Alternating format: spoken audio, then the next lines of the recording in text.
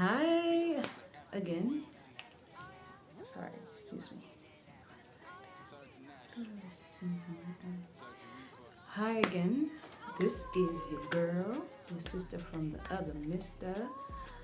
SoulDeep, and I am back with yet another story time. Yay! Okay, before you panic, everything is okay now. But I'm gonna be talking about how period pain landed me in the ER.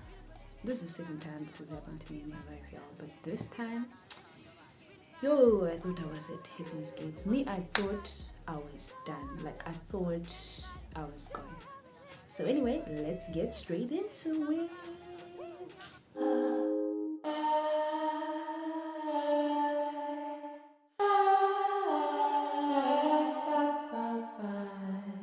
Hey, I don't have snacks today. I have water. I don't have snacks because I forgot to buy them. That makes me a bit sad. I have fruit, but I've been having so much of it, I feel like I've just been defeating the purpose of healthy eating, you know what I'm saying? So I decided I won't have my snack today because I didn't get any, and I can't keep having fruit because I feel like that's not the intention behind fruit. Like, you can snack on it, but not like crazy, and that's what I've been doing because I didn't have my snacks, my savory snacks. That's sad. Anyway, so what will happen? What had happened? I always start my conversations with what had happened was, but I know what happened. I just don't know how to articulate it. I'm not really great at this speaking thing, but anyway, hello from my friend, my little friend. His name is Bugs, surname Carrot or Carrot Bugs, I don't know. And we found a name for this one. His name is Grumpy. I'm trying to see what last name he's gonna have. Maybe like Grumpy Toast. He kind of looks like a piece of toast, so maybe Grumpy Toast. I don't know. But anyway, let's get into it. So this is what happened. Let me just fix this right here. Okay. So what happened was, I have always like had problems with period pain, right? Oh yeah, I made this myself because my friend gave me some fabric and she was like, "Go wild." No, she was just like, she didn't need it anymore. So anyway, yo, guys, first of all, let me say I'm not a health expert. I'm not a doctor, so don't shoot me down for any of the misinformation in this video. Just correct me nicely. But I have consulted with my doctors before shooting this. So anyway, I was, going about my day. On the first day of your period, you just don't want drama. You want to just sleep and eat if you can, but most of the time it's just sleeping and maybe killing yourself with meds. That's what I usually do, because the first day of my period or the second day, depending on the month, but it's usually like the first day or the end of it or the start of the second day, when my period pain just sits in and I'm just like in so much pain that I don't know what to do, right? So I just want to I spend the whole day in bed and then I just want to sleep. And so I think it was one of those days where I was having a really bad, because sometimes my period pain is like really bad, so bad that I don't go anywhere, I don't talk to anybody, and if I do, it's on the phone and it's just through text. But that day, it was really just different. Like, I could feel that I've never had this kind of period pain. First of all, my legs were numb, like from, I can say like after my kneecap going down up to like my ankles, my legs were like so numb. I think this was around the evening, because I'm fast forwarding because I don't really remember much about that day now. Come to think of it. So it was in the evening when the pain really got bad. I don't know why that happens with most people. Like, when you're sick, the pain in the evening is just like so bad. I guess maybe because there's less distractions. I don't know what it is. Maybe there's a scientific reason behind that. But anyway, the pain got so bad that I was just like, what am I going to do? Because I was literally in fetal position on my bed because I could not get up, right? So I called my friend Palesa. I was just like, I don't know if I sent her a text or I tried calling. I don't remember what happened, but I ended up sending a voice note like, listen, I need your help. I need your help to get into the shower because I feel like maybe a shower would make me feel better. Like, I've never been one for hot water bottles and hot patches because they work, but most of the time for me, they make my period pain worse. So I would try hot patches in my during other periods, and sometimes they would work, especially in winter, but like most times they just leave me sweaty, like hot, and just like in more pain, right? So I had been like thinking about going to the gynecologist for a long time, but I always delayed it because something comes up, whether it's school, whether it's something in my career, or just like a move from home to here, you know, all those transitions and stuff like that. So even my mom used to be like, you need to see a doctor about this, because obviously we're not in the same country, so she can't physically take me there. But anyway, I've been to like the regular checkups where they like do like your health checks and stuff like that, your general health checks, but I've never actually taken the time to actually go for a proper gynecologist visit, and I would really recommend it to everybody, and here's why. So the story will kind of show you why you need to do that. So where was I call Palesa, and Palesa comes to my room. Palesa is one of my friends from the school where I'm at, and I asked her to come help me to get to the shower, because at this stage I can't even move, right? I can't move, I can't go anywhere without assistance. Like, I could not, my legs were numb. This is my first time. I had about like I had an experience with my period pain once. I mean, I've had really bad period pains to the extent where I just wanted to, you know, to collapse, but it's only been one other time where I was admitted into hospital. That was way back in high school, years ago, probably like 10 years maybe. 19 years, I don't remember. It's been a long time. So I was just about starting high school. It was either my first year or second year. That was the first and last time I remember actually being admitted. So anyway, I call Palesa. Palesa comes to my room, and it's just horror. She's like, what's wrong? And I'm just like, bruh, I need your help to get to the shower. She helps me get into the shower. She waits for me to finish showering.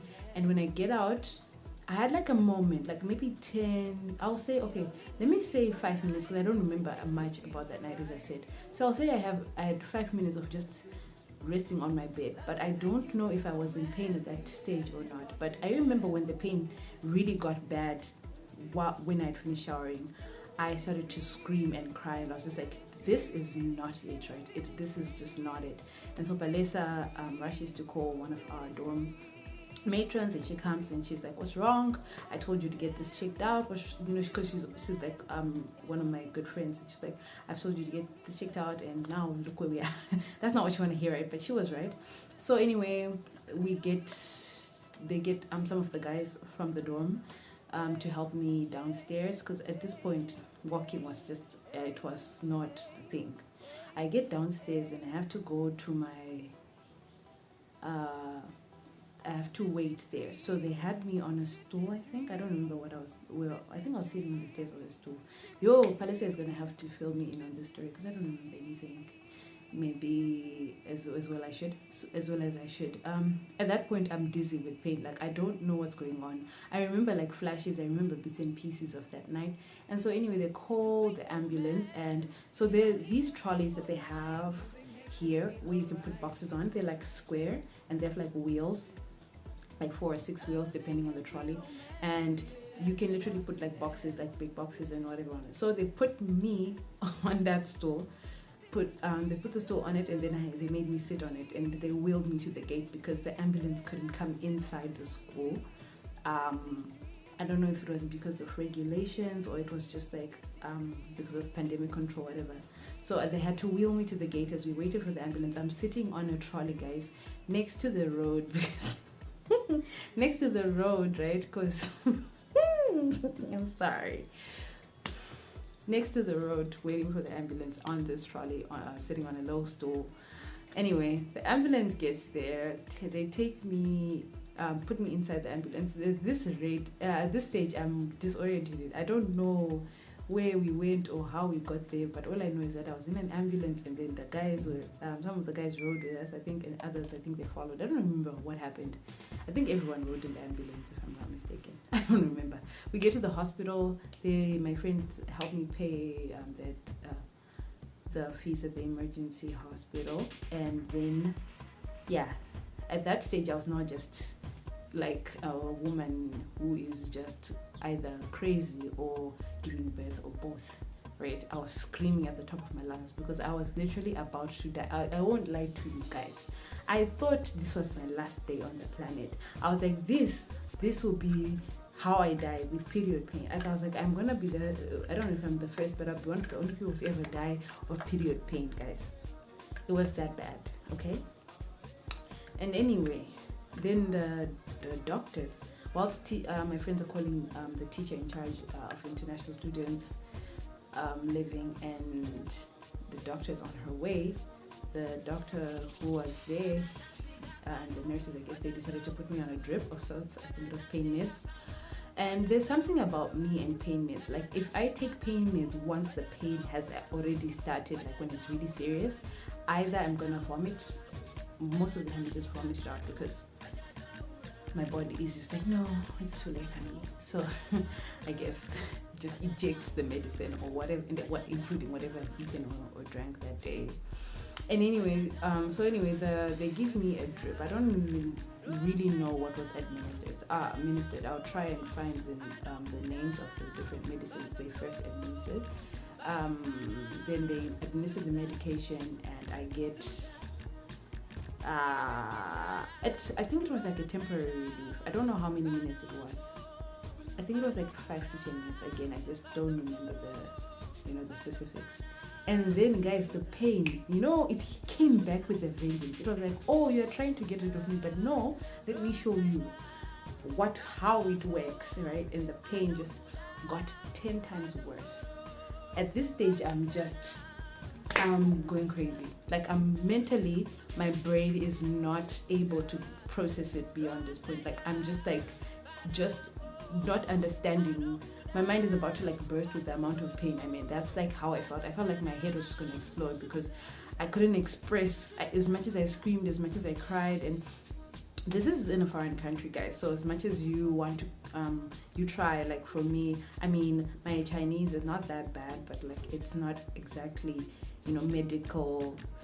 medical studies standard or whatever. Like I don't really know much about how to explain pain, except for like I'm in pain or help me, or I was like, can you give me something to knock me out? I just want to sleep. That's all I kept on saying. At this point, I just wanted to sleep. I wanted someone to hit me on the head, knock me out, and then I'll fall asleep and wake up the next day. Hopefully the pain will be gone. But obviously the doctors would not do that. That would be unethical, right? To knock me out. Of course it would. I'm sorry. Anyways, we get. I'm sorry. I'm just thinking about them knocking me out and then. You know what? I'm sorry, my humor is kind of dark sometimes. So anyway, the doctor finally gets there. I don't know if she got there before they administered the drip or after, because I'm telling you, the amount of pain I was in and I could not remember. So anyway, they tell us after I've been screaming for almost an hour, I don't know, because by that time my teacher is also there and the doctor is there and everyone is just wondering. And what really ticked me off was one of the doctors telling me not to scream so much. And I was like, it's not voluntary. Like, I'm not being a drama queen. I'm in pain, right? But he was like, no, don't scream. I mean, there was a kid next to me who was also screaming, but I don't know why he was screaming. He had a different kind of pain, obviously, and I felt for that kid. No one asked him to be quiet. I was like, don't you feel sorry? I'm not a kid, but like I'm a human being, right? But anyway, I was like, okay. I tried, but obviously it didn't work. And then they were told to transfer. They told me that I needed to be transferred to another hospital where they could actually do a scan, a CAT scan, a CT scan of my uterus to see what was going on. It was really expensive, guys. Whenever I think about that money.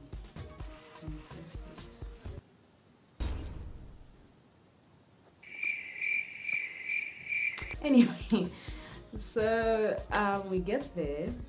Thankfully, my teacher was able to help me pay so that I could get my treatment or the scan, whatever. So they took urine samples, they do the scan, and obviously, because I'm on my period, they couldn't see much with the CAT scan because I guess the uterine lining was blocking things, right, as it was breaking down and stuff, so they couldn't really get a clear picture of what was happening. And so they had told me to come back, I think it was a week or two after my period, and get checked out again. At this stage, I'm tired from the pain, I'm tired from the crying, I'm probably just groaning and moaning, it was bad. And so they put me, at the first hospital I got 2 drips, I think, and then when I got to this hospital I got 5. I got 5 of those bags, and I had to finish them in one night, right? They were like this big, I think, each one, if I'm not mistaken. I don't really remember, but I think they weren't really big. But yeah, I had to get those drips and IVs, as other people call them. I got those and I had to finish them. And by this time, I think it was around 12 or 1. I don't remember what time I actually started on the drips. It's probably around 1 or 2 a.m. where I started with the first one, and then by 7 a.m. I think we were done with the last one, and then we headed back. So there were actually a few guys there. I think there were 3 guys, and then one left, and then there were 2, and then that one left, and then there was Palisa, and then the other guy, Young Thai, and yeah.